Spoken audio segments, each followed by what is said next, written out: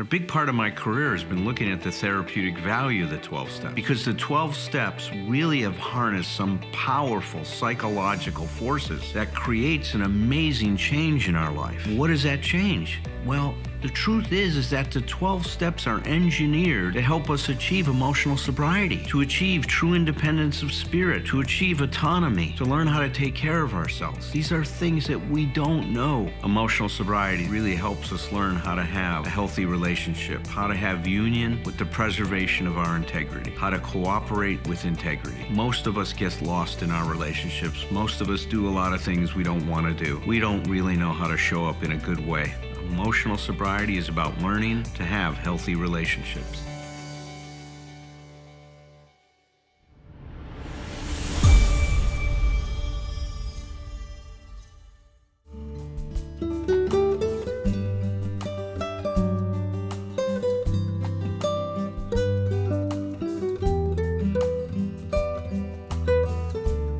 What we're doing is we're taking each of the insights. So we're on the first insight, which is waking up from our sleepwalking. And I started out by sharing some thoughts about that and the importance of looking at our level of consciousness and how that's impacted by our emotional dependence. Roger came in the last 2 weeks and has added to that discussion. And tonight, Herb is going to share with us his thoughts about it. And then the next 2 weeks, I'll be coming back in to talk more about waking up. So Herb, good evening. Good evening, Dr. Berger. How are you tonight? You sound a little horsey. I'm a little horsey. I worked out really hard today and yesterday. I was doing my boxing today, and I really, went 6 hard rounds today. So I'm getting ready for the welterweight championship of the world. I can hardly wait to see you at the steps going.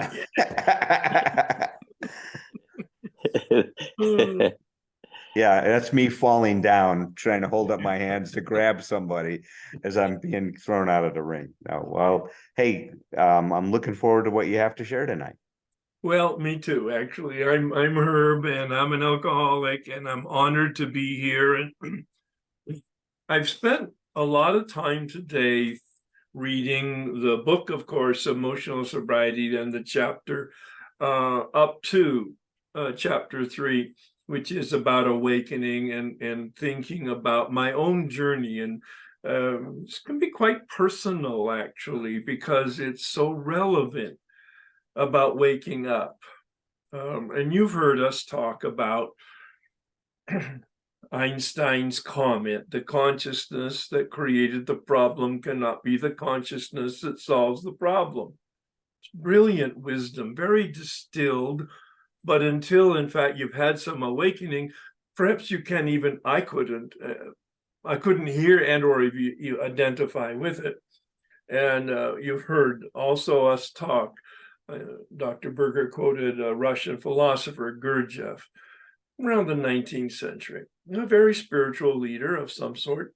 But he had this wonderful quote: most human beings are asleep, dreaming that they're awake. Poetic, it's cute, but man, it's deep. Yeah. I did not know that I did not know. And in the pursuit of waking up, I've also heard I'm not a trained anything.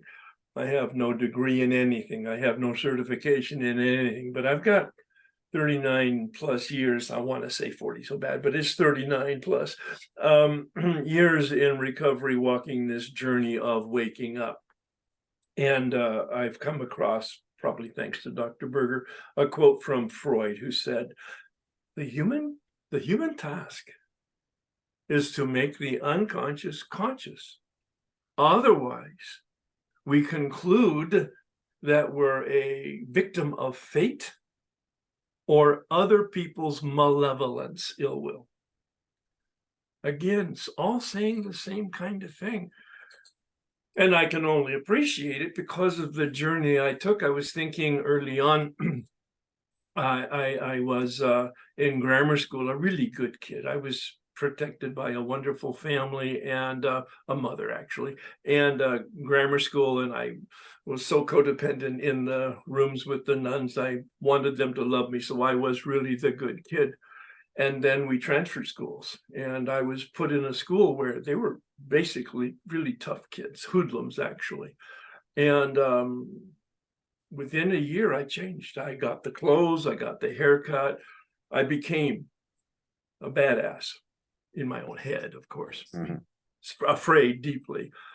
But then I got in lots of trouble in high school, early high school, and I figured out that wasn't working for me. So I watched the different cliques, and there were a group of people that had kind of clean hair and well-groomed and button-down collar and khaki pants with the belt in the back and the brogue shoes. And I went home that Friday and I said, I want to be an Ivy Leaguer. My mother took me out, we got a haircut, I got the clothes, I went and I joined the group the time I went to school. And I'm thinking about, wow, if I want to be something, I will change my outsides to be that. And I was asked the question in high school, well, what do you want to be? And it's one of those retreats and you're on it. And I thought, well, I really kind of like spirituality, and I kind of like the priest and the black robe and the white collar and the power and the prestige. This is in the 50s. And so I think I'll be a priest. And so I made an application, and on the application, it said, why do you want, and I'm sitting on the back patio with my mother, and I'm 17 years old, 17 still. I mean, you think you'd have some kind of, no, I didn't. And I said, here's a question, Mom. What do you think is a really good answer? And the question is, why do you want to become a priest? And I said, and she said to me, oh, well, how about this? Because you want to love God and help others. I said, oh, God, that's a great answer. I mean, it's impossible. I just went there and I stayed for 7 years until, in fact, I couldn't be with any integrity and I was in therapy with a priest at that time. And he said, so tell me, and I told him, and I had vows of poverty, chastity, and obedience, and I was in very visible way ignoring and contradicting every one of those. The details are not important, a lot of mischief. And he said, rather than wanting to be a priest, why don't you think about, why do you want to even be a Christian? Because you're certainly not. I mean, it wasn't good therapy, but it was actually very effective for me to begin waking up, because I became conscious that there was no integration with my behavior and my aspiration. A best friend of mine, I come out after 7 years, I don't know anything. A best friend of mine has a suit on and he's getting paid a lot of money. I said, well, what do you do? And he said, I work for this company. I says, well, I want to wear a suit. And I want to have an expense account, and I want to make a lot of money. And he said, well, get an application. And I didn't ask him what he did. I didn't know what he did. I didn't know what the company did. I wanted to wear a suit. But of course, I had no training. I had no exposure. I showed up and I can't even believe what I might have looked like coming in there. I mean, with no common sense and no exposure at all. But I'm a fast learner. I went to the bookstore right afterwards and I got the book, The Power Look and Dressing for Success. I read them and I then styled, and you might recognize Harold in the book. I mean, I know how to do it from the outside. And then I become, my wife goes into a hospital for her addiction, and I go there willing to support her. And they asked me to ask myself a question, and now begins the awakening. I'm in darkness. I'm 43 years old. I don't know that I don't know. I can't see that I don't see. And they ask me a question, and I'm willing to answer the question. What's your history of your relationship with alcohol? And that's the beginning of the light going on. And I don't know why I was willing. I call it grace, and that's a story for another day, a conversation for another day. Whatever it was, I was willing to take a look at my history of my relationship with alcohol, and I saw that I had a problem, And when I read it out, I realized with an experience that I had a problem with alcohol. And I'm saying that carefully because that was the process. Writing it out, I didn't really see it and connect the dots, even though it was all on paper. I suspected trouble. But when I read it out loud, answering a question with as much willingness and clarity as I could have at the time, and then reading it out loud and willing to hear it vibrate, echo inside of me, you have a problem with alcohol. And as soon as I said that, they said, go to AA, and I did. And see, the process continues. I got a sponsor, but he didn't know that he didn't know much about recovery. And of course, I'm new, so I don't. I follow his direction for 4 years, going to a meeting every day, calling him every day, but not reflecting, not reading, not being asked questions to ask myself. And I didn't change. I wasn't drinking, but that was a grace. Again, the story for a different day. I wasn't drinking. I had no inclination to drink. And then I met a man who shared a story. And by contrast, I couldn't relate to it. I'd never heard these words or this experience, but there was a magnetic resonance in his tone, not the words. They were wisdom words, but the tone. And my needle pointed north. And I asked him, what did you do to experience what you've got? I was willing to ask a question. He shared with me what he did. I asked him if he would help me. And he helped me understand the big book and the step process by asking me questions, never giving me answers, giving me directions and suggestions and sharing his experience, but always asking me to ask myself questions. One of my teachers is Richard Rohr, and he says, most people come to waking up through suffering, some form of suffering. 98% of people wake up from suffering. And of course, addiction was the suffering. I didn't know, and then I knew, and then I began like the dimmer switch going on just at a low, very low voltage and a little bit of light, but enough light for me to begin to see that I didn't see, and to begin to see, and to begin to see more, and then begin to see that I saw. And that dynamic continued. And then I'm 4 years sober. And a man took me through the steps, as I mentioned, and he began to ask me these questions, applying step 4 about myself. And this is where it began, was a relationship with myself. I'm cool with people who say they had a relationship with God first, or a relationship with helping other people first. It's just not my experience. My very first experience of waking up was to my relationship with myself, that I'm not the victim, like Freud indicated. Like at the very least, I'm an accomplice. At the very most, I'm the perpetrator. And I'm 48 years old, 4 years sober, with a vast education of self-reflection, but all in the head, as you've seen me share before. Never connected through my heart to my feet, having an experience. And that process continued. Once I had that relationship with myself, I did the steps again with another person who allowed me to see a relationship with other people through doing the amends process and experiencing the forgiveness, releasing of bringing healing to other people and being healed myself.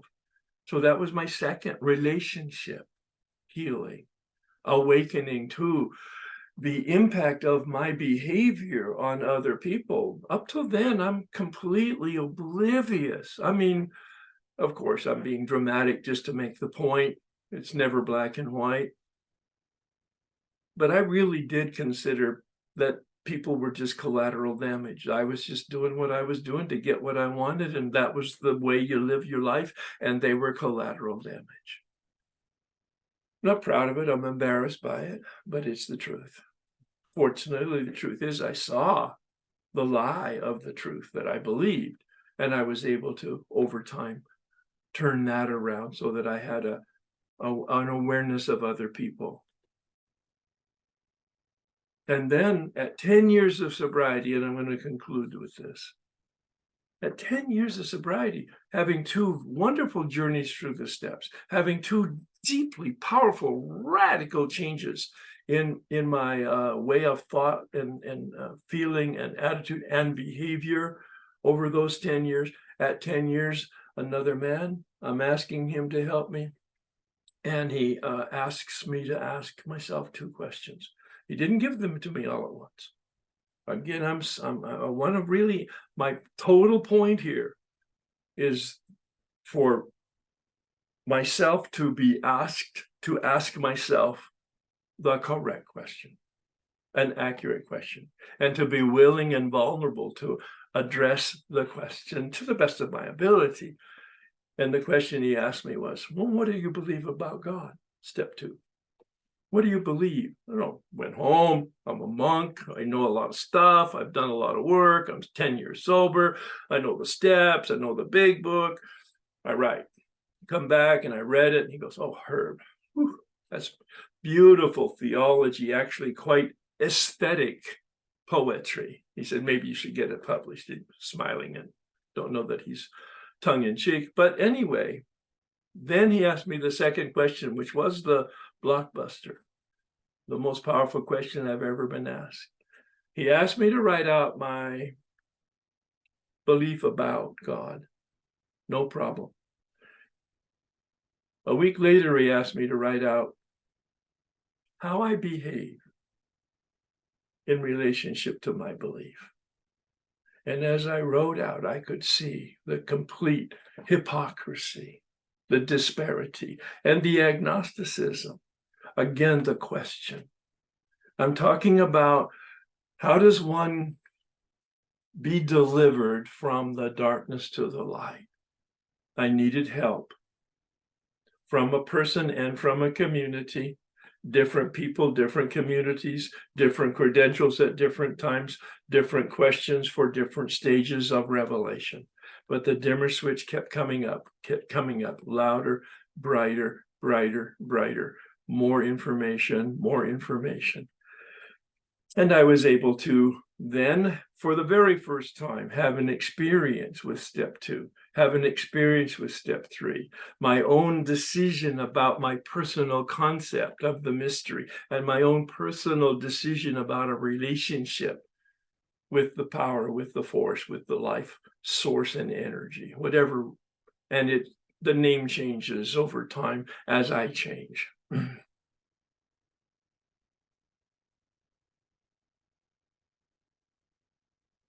And today,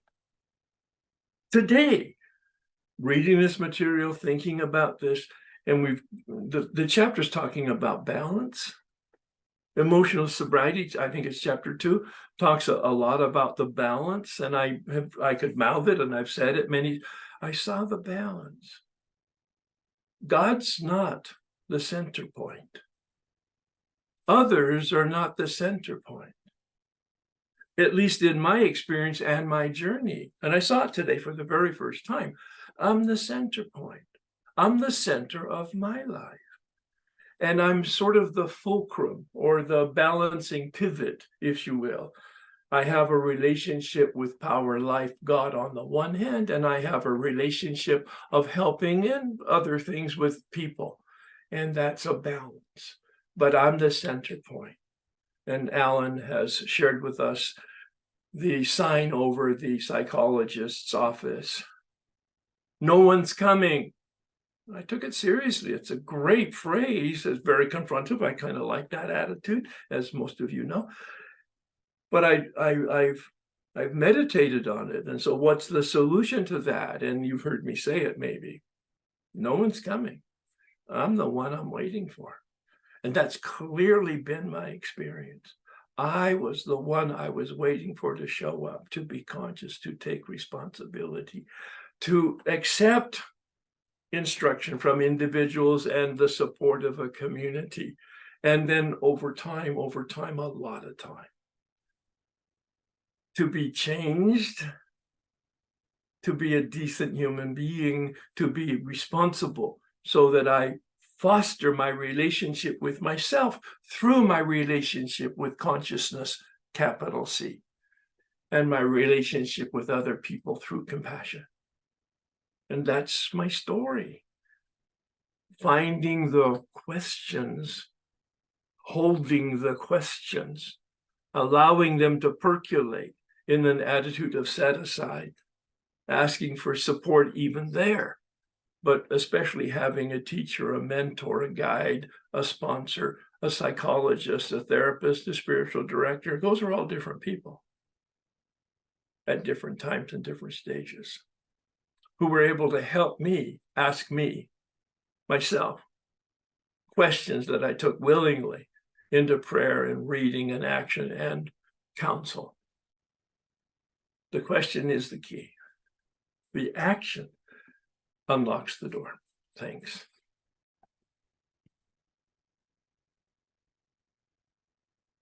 I'm done. Thank you, Herb. Let me bring in Roger and Alan.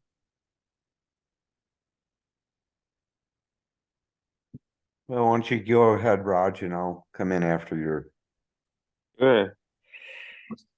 Wow. Thank you, Herb. That was deeply personal and gosh, very well articulated. Very well articulated, man. Chronology of your experience, right? Of your Up life. until today, up until even Up until literally up until today. Right. So thank you for that very much, man. Several things came up for me, some personal and some more conceptual. I have mentioned that I moved out here from Indiana, from the Midwest in 1972 after I got my bachelor's degree. And I came out here to do my personal therapy with and study with Nathaniel Brandon, who those of you who've been attending our Thursday night workshops for a while have heard us talk a lot about him and his work with self-esteem. But one of the things that I was aware of repeatedly in my personal work with him in his therapy groups, that's very akin to what you were talking about, Herb, is Nathaniel Brandon would never give us answers to our problems. In fact, he studiously avoided giving us answers to our problems.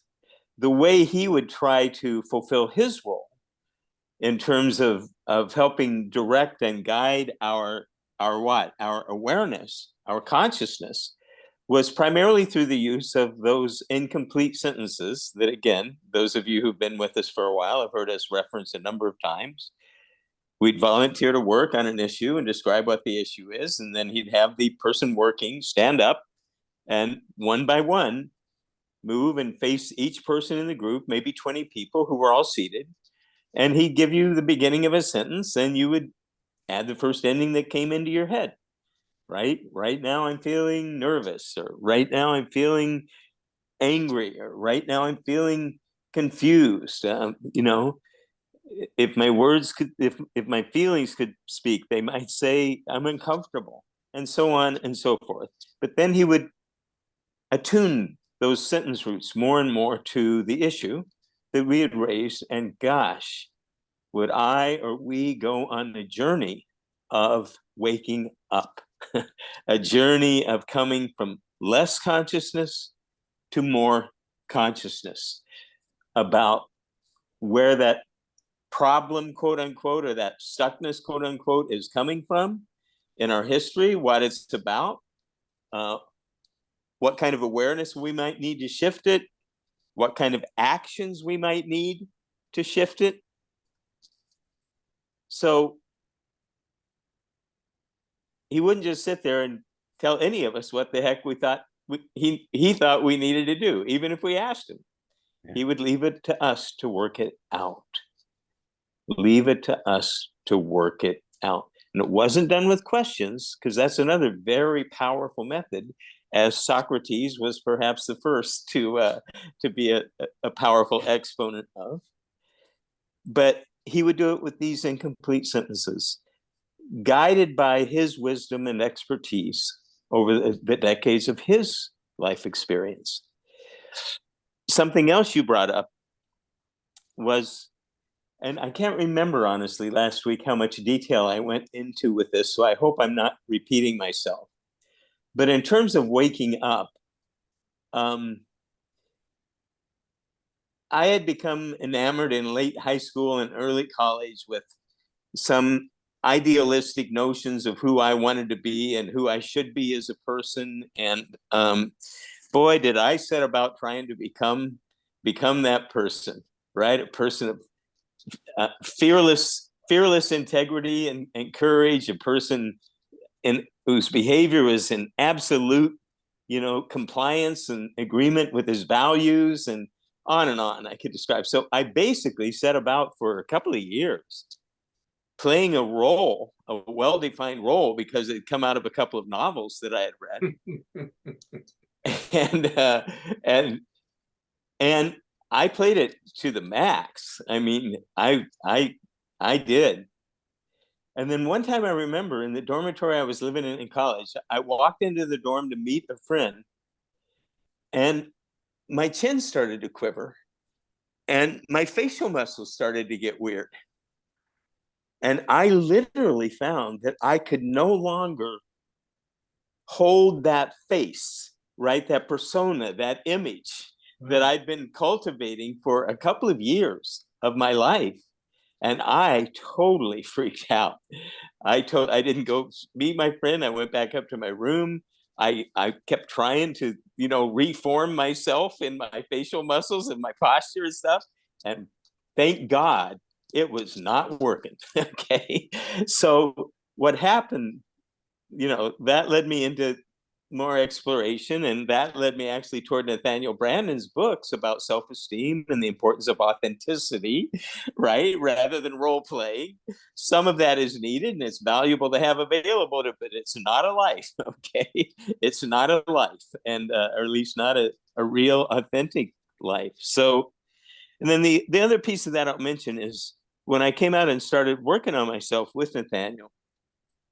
Through him, I met a guy I mentioned last week briefly, who did something I had never heard of called somatic work or body work, which was emotional release oriented therapy geared toward helping us become aware of and work out through crying, through raging, through being really scared and trembling, through whatever being excited, being happy, do whatever we needed to do. But the methodology was primarily using body-centered techniques, working with breathing, working with expressive movement, working with muscle tension. Well, I didn't know anything about any of that. I knew I had emotions, but I didn't think my emotions had the slightest thing to do with my body, right? I knew I got mad or sad or scared or excited or happy or whatever. And that's just how I felt, and that was fine. But I had no idea how much I had learned to live in my head, in my concepts, as a way of protecting myself from what? From unpleasant feelings, from pain, from sadness, from fear. So through Chuck Kelly, I took a workshop or two from him. And in the first workshop I did up in Santa Barbara at his residence up there, but he had a whole floor of his huge house that was devoted to giving these workshops. Oh my God. I started working with my breathing and my, movement, and out of nowhere, rage, sadness, fear. And I know Alan has described a similar experience he had, I believe, in Hawaii, actually, after he got out of the Marines. I and everybody else, and I mean everybody else, out of 20 participants probably in that workshop, was astonished. I did, and along with those feelings coming out of, quote, nowhere, I thought, a lot of memories started to surface for me as well, associated with those feelings. And believe me, compared to so many people I know, I really did have a pretty idyllic childhood. No addiction in the family, no abuse in the family, normally really respectful, caring treatment from our parents toward us kids and toward us and our kids toward each other. And I had so much stuff stored up inside of me with that childhood. I often think of that when I'm working with many of my clients over the last 40 years. It's like, oh my God, if I had gone through what you have gone through, I have no idea how I would have tried to cope with that. So that led me to take another workshop, because even in the midst of crying deeply or getting really mad, it felt so freeing. It felt so liberating to me. And so I eventually studied with Charles Kelly for a couple of years and learned how to do that kind of somatic work with clients, or that kind of body work. So that was a huge dimension of waking up for me. Like I say, I knew I had feelings, but I had no idea how cut off I was emotionally, how terrified I was of my own feelings. But in a group context with sufficient support, again, involving other people, I was able to face those fears and start to talk about my vulnerabilities and my fears. You know, before that was totally off limits. Are you kidding me? I'm a man. I'm not going to talk about my fears. You're weak if you talk about your fears. I've since learned that that's a good way to stay scared. Okay. It's a good way to stay stuck. But I didn't know that at the time. I was governed by all these rules that you talk about, Alan. You know, all of these demands and rules. So thank you for sharing a lot, Herb. And that's what I have to share. Well, that's a total support from a very different angle, but very parallel, because through the step process, they had me look at behavior so that I could get to a feeling, so that I could get to some consciousness about all of that in the same way, a very different mechanism, but the same dynamic. So thank you. That's totally a parallel experience. Going to behavior, of course, Alan's going to come next with all his Gestalt stuff, right? Yeah, Herb, I want you to put your old self in the chair and talk to him right now. Oh my God, I hate that. That would be the Gestalt thing to do. See, that would be definitely what would come next here. Listen, so both of you, I appreciate your vulnerability, your willingness to share your personal experiences, and just your ability to articulate, you know, this very important moment in our lives, because it is a moment when we start to now, you know, come out from under that trance. I really like how Gurdjieff talks about it. He describes it as a hypnotic trance that we're put in. Now we'll explore when I start to talk next week about, you know, being asleep. It is like being put into a trance state. There's no question about it.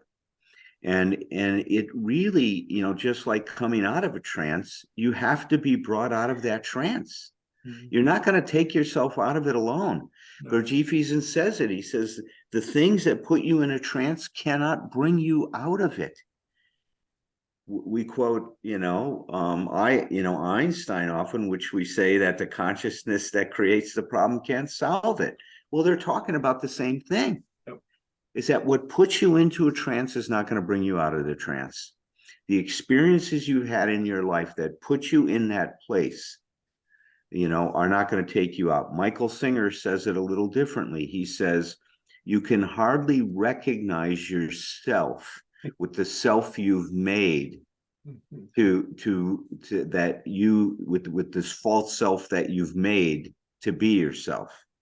And it's this dilemma we have that's very paradoxical, isn't it? How can we see what we can't see? How can we hear what we can't hear? How can we feel those things that we don't want to feel? You know, how do we take ourselves from this place of being protective, like you said, Raj, that's all of this is about, you know, developing a protective eye. We build these edifices, this false self, this I like how I use the term blueprint in this chapter, that we come up with a blueprint that we think is going to create a solution to our dilemma. And our dilemma is always related to being accepted, to being loved, to feeling safe, to belonging. It has all those components to it. So here we are faced with something that happens very early in our life. That's what Freud was talking about, right? These decisions are made at such an early age, and they become unconscious, and that we have to somehow surface them and start to take a look at them so we can reclaim our lives. That's what this process is about. We are recovering our true selves. That's what this whole thing is about, that we're talking about. And it starts with this moment of waking up. Like I said, I'm going to get into more of this last week, but what both of your stories highlight is this is not a process you can do by yourself.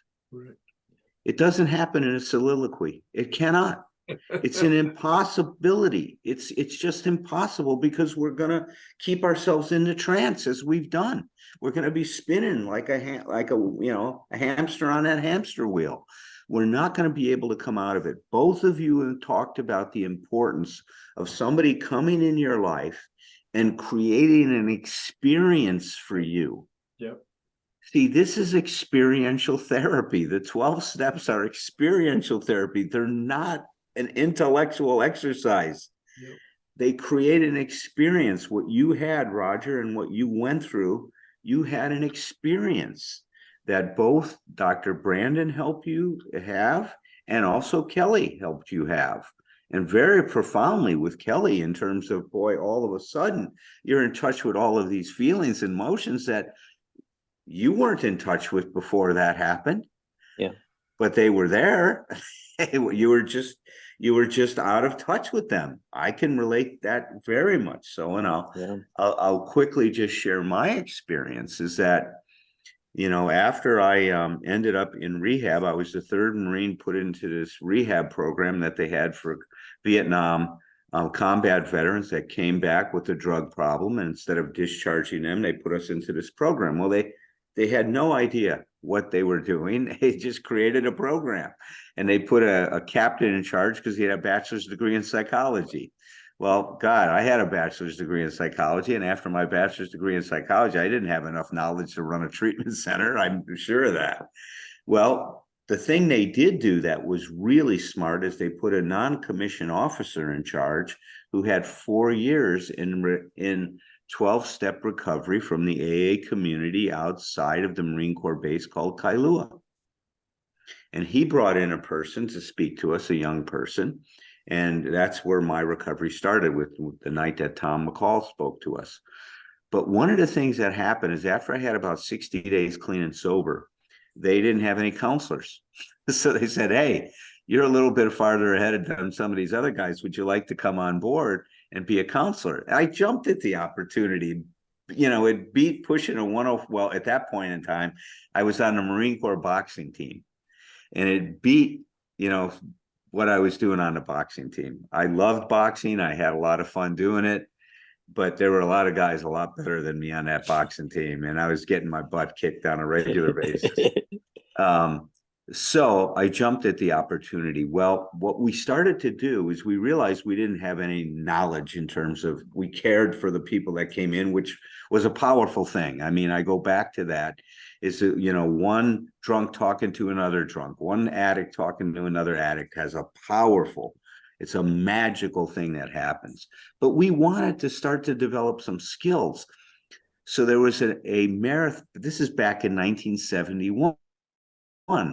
And as you know, that was the human potential movement was taking place. And there was all these marathon groups. And Herb, you went to LifeSpring, and people were going to the Earhart seminar training sessions, and people were getting Rolfed and going down to Mexico and dropping acid and doing nude group therapy marathon sessions. I mean, it was a time of human potential just being, exploring all these different possibilities. Well, there was this Gestalt therapist at the University of Hawaii named Sasha.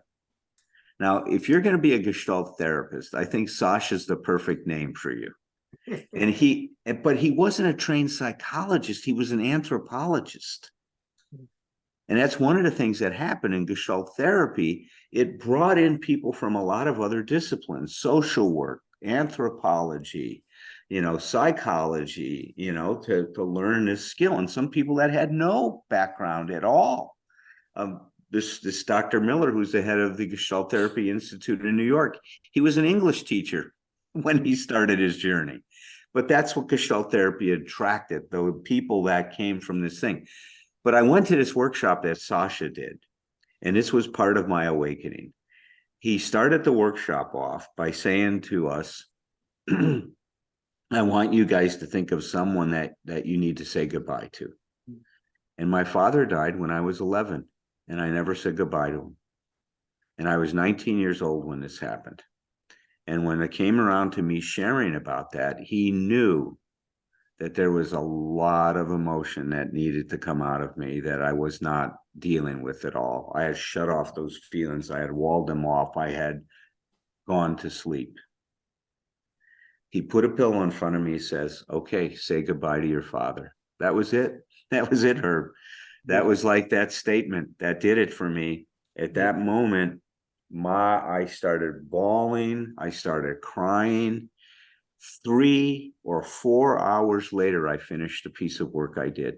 Mm-hmm. And when I came out of that work, I felt more alive. Every cell in my body was vibrating with energy. Mm-hmm. I could see so clearly. Everything was so acute. My senses were so heightened. It was coming. I was now alive, and I had been asleep. And I knew at that point in time, if this is what recovery was about, I wasn't going anywhere.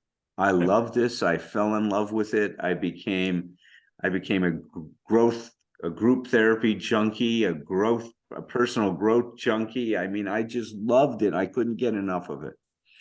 But the point I just want to make in what I'm sharing is that it is so important to open yourself up to an experience and to make yourself available to that. Herb, you did that. Roger, you did that. There was a part of us that was seeking, even though we may not have been conscious of it. And I believe this to be true. There is a part inside of us that wants us to become whole. And we may not consciously even know about it at the time we're asleep, but it's in there. Well, he asked a question of you, so that you could ask it yourself. And at 19 years old and a Marine, it was amazing that you actually had the will to be so vulnerable. I mean, it almost sounds like you actually didn't have a choice. No, I didn't have a choice, man. When he said it, I was gone. Yeah, it just happened. Like I saw with you many times, as you served when you did that workshop with Kempler. Yeah. And he said something to you about when you were seen by him, right. You said, this is what happens to me. You just see me and I open up and I start crying. Right. I mean, it is just what happens to us, isn't it? Yeah. It's very much that. Yeah. Well, thank you guys. This has been I think a very important night, and I look forward to elaborating on this next week. Does someone need to believe in God to successfully overcome addiction? Well, the way I like to think about what the program does, it connects us to who we really are. And what does that mean? Well, there's this incredible force in you and I, this growth force. It's the force that moved us from crawling to walking. You wanted to take those first steps. And when you fell, and you fell a lot of times, you didn't let your failures stop you. You picked yourself up, you learned from it. And how many times did you fail before you walked? You failed as many times as you needed to. You see that force, I call it a biological imperative, a psychological imperative, a spiritual imperative. It's moving you towards wholeness. It's moving you to be what you can be. Just like in the acorn is all the information it needs to become an oak tree. In you is all the information you need to become you. Become a you that can cope with life and to deal with whatever you need to deal with to be okay. And that's what I'll talk about in my new book, the 12 Essential Insights for Emotional Sobriety.